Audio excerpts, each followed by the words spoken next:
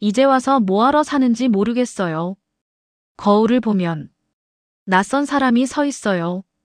75세 박영식 씨가 제게 하신 첫 마디였습니다. 손자 돌보느라 하루도 쉬지 않으셨던 분, 자식들 뒷바라지하느라 평생을 일만 하셨던 분.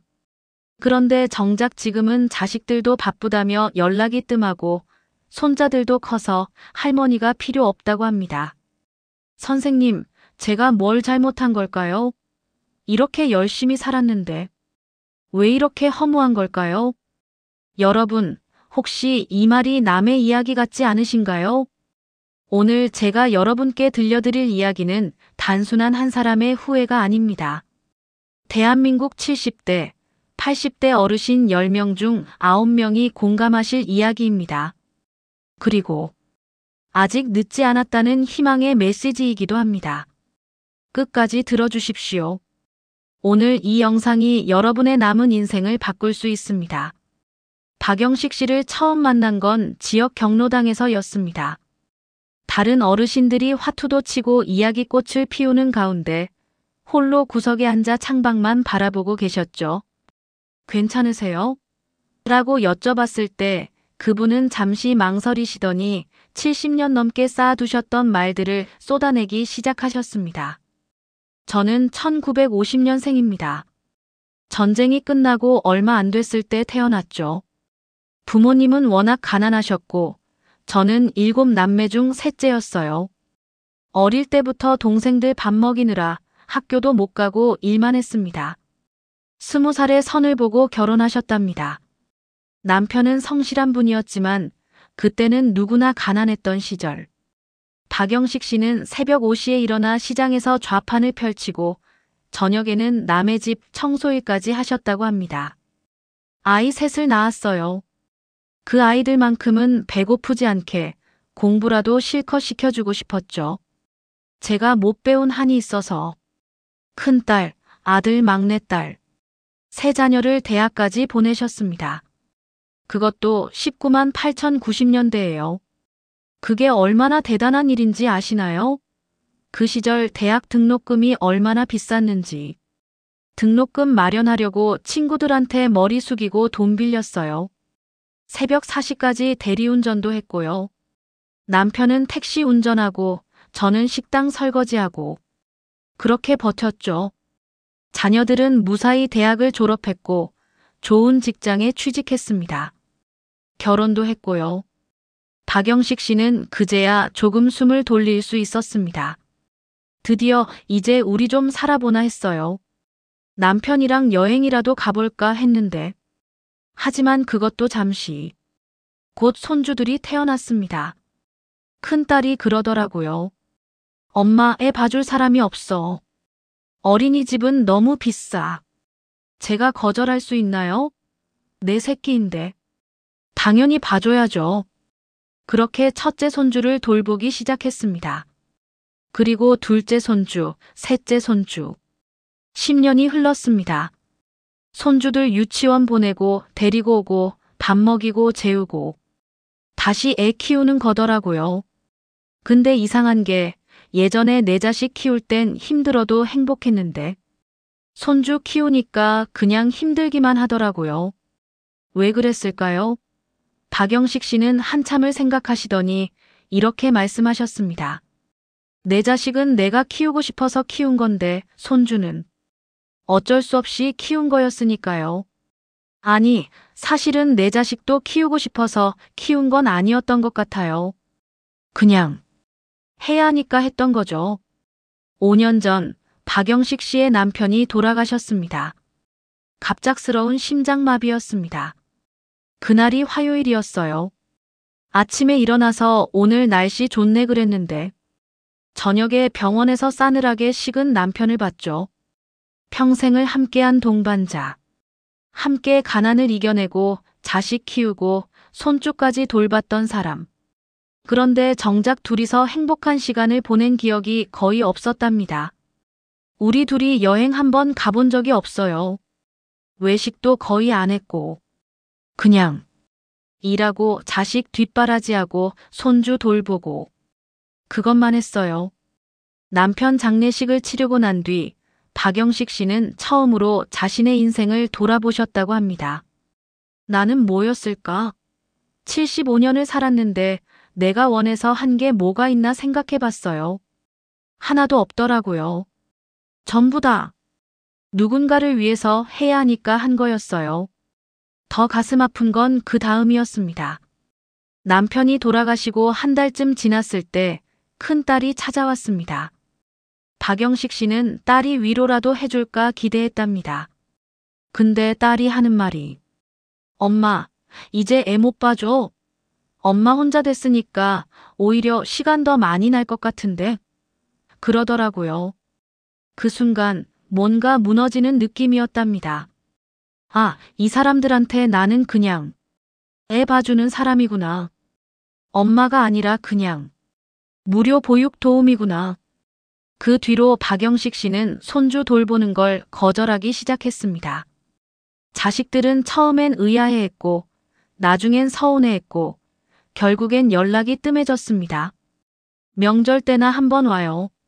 와서도 30분 있다가 바쁘다고 가버리고 전화도 안 하고 용돈 필요할 땐 연락하더라고요. 여러분, 박영식 씨의 이야기가 남의 일 같지 않으시죠? 대한민국의 70대, 80대 어르신들은 거의 비슷한 인생을 사셨습니다.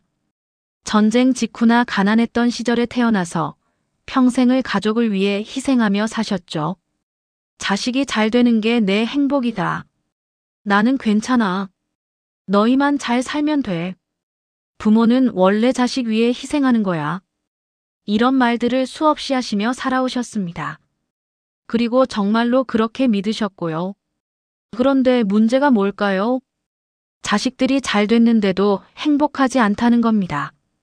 자식들은 대학 나오고 좋은 직장 다니고 결혼도 하고 아이도 낳았습니다. 부모님이 바라던 대로 다 이뤘어요. 그런데 정작 부모님은 행복하지 않습니다. 왜 그럴까요? 자기 자신을 잃어버렸기 때문입니다. 평생을 남을 위해 살다 보니 정작 나는 어디 가고 없는 겁니다. 내가 뭘 좋아하는지, 뭘 하고 싶은지, 어떤 사람인지조차 모르게 됩니다. 거울을 보면 낯선 사람이 서 있다는 박영식 씨의 말. 그게 바로 이 뜻입니다. 한국의 7080대 어르신들은 유교 문화, 가부장 문화 속에서 자랐습니다. 부모는 자식을 위해 희생해야 한다. 노인은 참고 견뎌야 한다. 내 욕심은 버려야 한다는 가르침을 받으며 자랐죠. 그래서 평생을 참으셨습니다. 배고파도 참고 아파도 참고 하고 싶은 것도 참고 가고 싶은 곳도 참았습니다. 자식들 밥 먹이려고 공부시키려고 결혼시키려고. 그런데 막상 다 키워놓고 나니까 남는 게 없는 겁니다. 건강은 망가졌고 돈도 별로 없고 취미도 없고 친구도 없습니다. 배우자마저 먼저 가시면 정말 아무것도 남지 않습니다. 그때서야 깨닫습니다. 나는 내 인생을 한 번도 살아본 적이 없구나. 박영식 씨에게 물었습니다. 인생을 다시 산다면 뭘 가장 다르게 하고 싶으세요? 그분은 눈물을 글썽이시며 대답하셨습니다. 좀 더 이기적으로 살 걸 그랬어요. 이기적으로 산다는 게 나쁜 걸까요? 아닙니다. 자기 자신을 돌보는 것, 자기가 원하는 걸 하는 것, 자기 행복을 챙기는 것. 그게 바로 이기적으로 사는 겁니다. 그런데 우리 어르신들은 그걸 나쁜 것이라고 배우셨어요. 특히 어머니가 자기 행복을 챙기면 못된 엄마라고 손가락질 받던 시대를 사셨죠.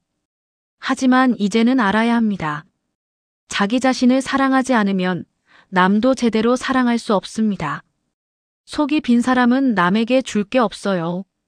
본인이 행복해야 자식들도 손주들도 진짜 행복하게 만들어줄 수 있습니다. 박영식 씨는 이렇게 말씀하셨습니다. 젊었을 때 남편이랑 여행이라도 다녀올 걸.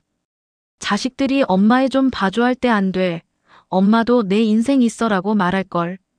아프면 참지 말고 바로 병원 갈 걸. 하고 싶은 거 있으면 그냥 할 걸.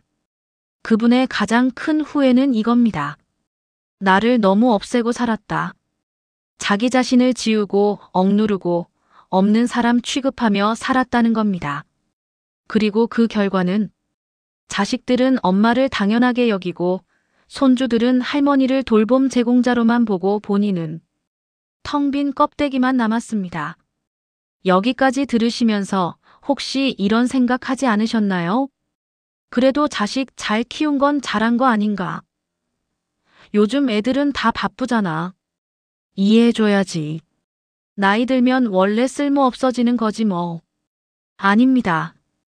여러분은 전혀 쓸모없지 않습니다. 여러분이 쓸모없는 게 아니라 여러분을 도구처럼 쓴 사람들이 잘못한 겁니다. 그리고 이건 자식들만의 잘못도 아닙니다. 이 사회 전체가, 이 문화가 만든 비극입니다. 우리 사회는 부모에게, 특히 어머니에게 무한한 희생을 요구했습니다. 엄마는 원래 그래야지 부모는 자식 위해 희생하는 게 당연하지 같은 말로 여러분을 올감했습니다. 그래서 여러분은 평생 참으며 사셨고 그게 옳은 줄 알았습니다. 하지만 이제는 알아야 합니다. 희생은 아름다운 게 아닙니다. 특히 강요된 희생은 더더욱.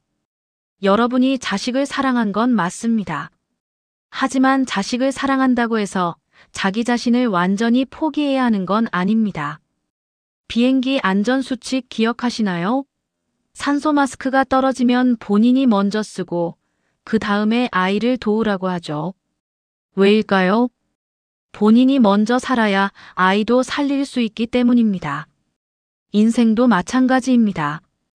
여러분이 먼저 행복해야, 건강해야 자식들도 진짜 행복하게 해줄 수 있어요. 그런데 우리는 반대로 했습니다. 나는 완전히 포기하고 자식만 챙겼죠. 그 결과 어떻게 됐나요? 자식들은 부모의 희생을 당연하게 여기고 부모는 텅 빈 노년을 맞이하게 됐습니다. 박영식 씨 이야기로 다시 돌아가겠습니다. 저는 박영식 씨께 이렇게 말씀드렸습니다. 아직 늦지 않았습니다. 지금부터라도 당신의 인생을 사세요. 처음엔 고개를 저으셨어요. 75살인데 무슨. 이제 뭘 하겠어요. 하지만 저는 포기하지 않았습니다. 지금 통계를 보면 75세 여성의 평균 기대 수명이 거의 90세입니다. 15년이 남았어요. 15년이면 짧지 않습니다. 새로운 일을 시작하기에도 충분해요. 그리고 몇 가지를 권했습니다. 첫째, 하고 싶었던 것 하나만 찾아보세요. 여행이든 운동이든 그림 그리기든 노래 부르기든 평생 하고 싶었는데 못했던 것 딱 하나만. 둘째, 자식들한테 솔직하게 말씀하세요. 엄마도 이제 엄마 인생 살고 싶다. 손주 봐주는 건 가끔만 할게. 그리고 자주 보고 싶으니까 너희가 시간 내줘. 셋째, 친구를 만드세요. 비슷한 처지의 사람들, 같은 취미를 가진 사람들을 만나세요. 경로당도 좋고 복지관도 좋고 동호회도 좋습니다. 넷째, 건강을 챙기세요. 아프면 참지 말고 바로 병원 가세요. 건강검진도 꼬박꼬박 받으시고요. 건강해야 하고 싶은 것도 할 수 있습니다. 다섯째, 돈을 아끼지 마세요. 자식 물려주려고 아끼지 마시고 본인한테 쓰세요. 맛있는 거 드시고 가고 싶은 곳 가시고 하고 싶은 거 하세요. 처음엔 반신반의하시던 박영식 씨. 하지만 6개월 뒤 다시 만났을 때 완전히 다른 사람이 되어 계셨습니다.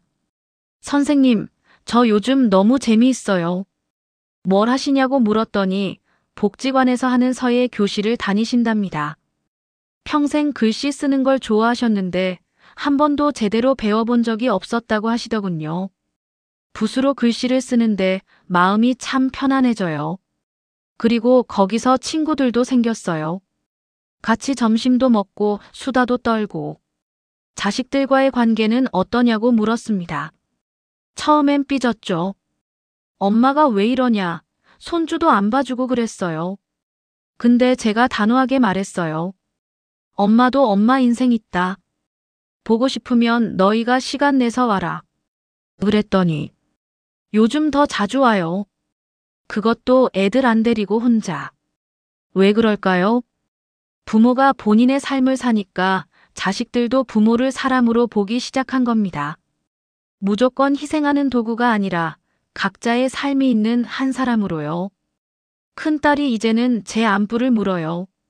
엄마 요즘 뭐해? 서예 수업 재밌어? 하면서. 예전엔 전화하면 맨날 엄마 해봐줄 수 있어? 맘 물었는데. 박영식 씨는 이제 당당합니다. 저 이제 후회 안 해요. 아직 15년 남았으니까 그동안 못한 거 다 할 거예요.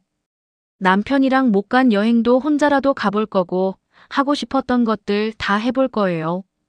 이 영상을 보시는 70대, 80대 어르신 여러분. 여러분은 평생 수고하셨습니다. 가난한 시절 굶주림을 이겨내셨고 자식들 공부시키고 결혼시키고 집까지 마련해 주셨습니다. 손주들까지 돌보셨고요. 정말 대단한 일입니다. 존경스럽습니다. 하지만 이제는 여러분 차례입니다. 이제는 여러분이 행복할 차례입니다. 자식들이 뭐라고 하면 어떡하나? 이기적이라고 손가락질 받으면? 늙은이가 무슨 욕심이냐고 하면? 그런 말은 신경 쓰지 마세요. 여러분은 평생 남을 위해 사셨습니다. 이제 남은 시간은 본인을 위해 사셔도 됩니다. 아니, 사셔야 합니다. 이기적으로 사는 게 나쁜 게 아닙니다. 자기 자신을 사랑하고 자기 행복을 챙기는 건 당연한 권리입니다. 어떤 분들은 이렇게 말씀하십니다. 그래도 죽을 때 자식들이 우리 엄마 참 좋은 분이셨어라고 해주면 되지 않나요? 물어보겠습니다. 그 말을 듣는 게 중요한가요? 아니면 살아있을 때 행복한 게 중요한가요? 죽어서 칭찬받는 것보다 살아있을 때 행복한 게 100만 배 중요합니다. 그리고 솔직히 말씀드리면 자식들은 여러분이 죽고 나면 금방 잊어버립니다. 슬프지만 그게 현실이에요. 1년쯤 지나면 엄마 보고 싶다 하다가 3년쯤 지나면 명절 때나 생각나고 10년쯤 지나면 거의 기억 안 합니다. 그게 나쁜 거냐고요? 아니에요. 그게 인생입니다. 사람들은 다 자기 삶을 살아요. 그러니 여러분도 자식들 위해 희생하지 마시고 여러분 삶을 사세요. 그럼 어떻게 시작할까요? 첫째, 오늘부터 하나씩 거절하세요.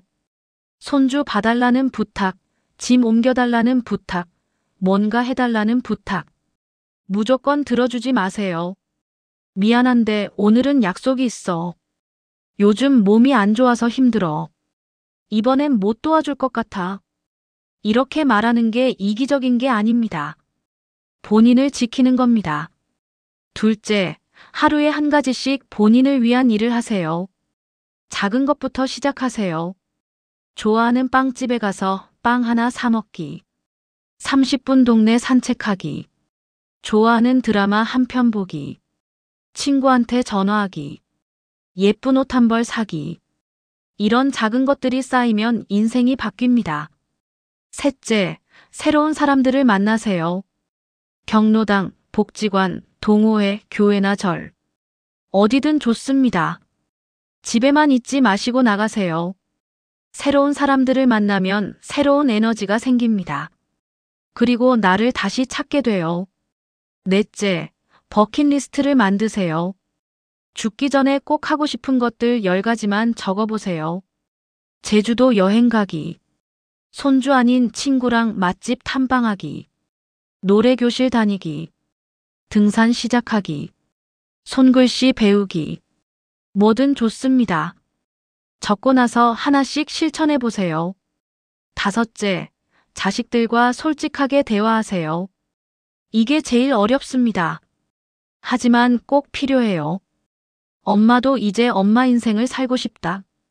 지금까지는 너희 위해 살았는데 이제는 나를 위해서도 시간을 쓰고 싶어. 이해해줘.